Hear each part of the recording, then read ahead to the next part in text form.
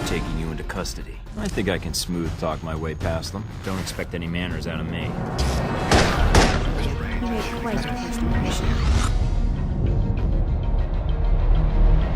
Our basic goal going in was to figure out how we wanted to use dialogue to tell the story, keep it very tense, and yet at the same time have immense production value, great looking characters, and awesome VO.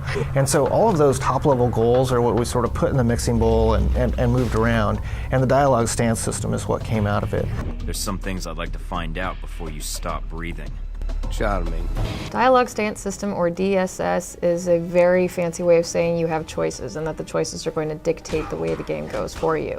If you go through the Dialog Stance System and decide to extort somebody and another player decides to execute them, there are totally different options that come up.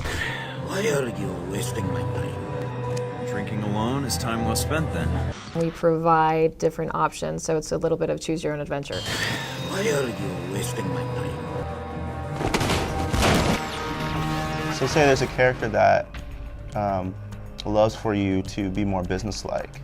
If you come into that conversation and you are being suave, coy, or annoying, you're going to get a lot of different options from them. They're probably not going to give you the information that you wanted, but you may get other things. So what's the code?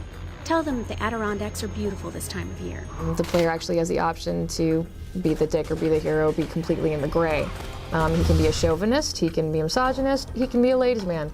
I think my gun is working just fine. Not according to the tests we ran while you were under. You're going to hit the same maps, you're going to hit the same levels, but the way characters respond to you and how badly you're going to get hurt and how easy it's going to be for you to get access to certain areas so you can progress through the game is entirely dependent on the way you treat different people. We work together, we both get what we want. In a film, people play off of each other in a realistic and very timing-sensitive type realistic conversation. So essentially, you only have a certain amount of time to respond, but it gives a much more cinematic feel. You're not waiting for somebody to respond. If your objective is to reach the train, then we can help each other out. After that, I can't make any promises. Nor can I. Alpha Protocol has quite a large amount of dialogue. Not as much as some of our games like Planescape Torment or even Neverwinter Nights 2, but there are a ton of characters that you talk to. What makes you think you're ready? Because I tell you, we get a lot of recruits in here, and you're not convincing me.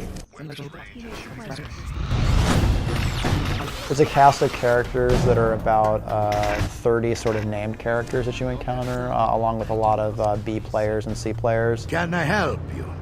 Or are you going to stand there and insult my shop all day?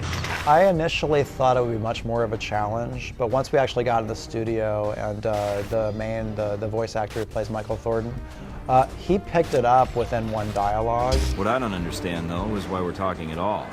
Unless keeping me alive is important for some reason. It's all about testing the environment and seeing if the environment bites back.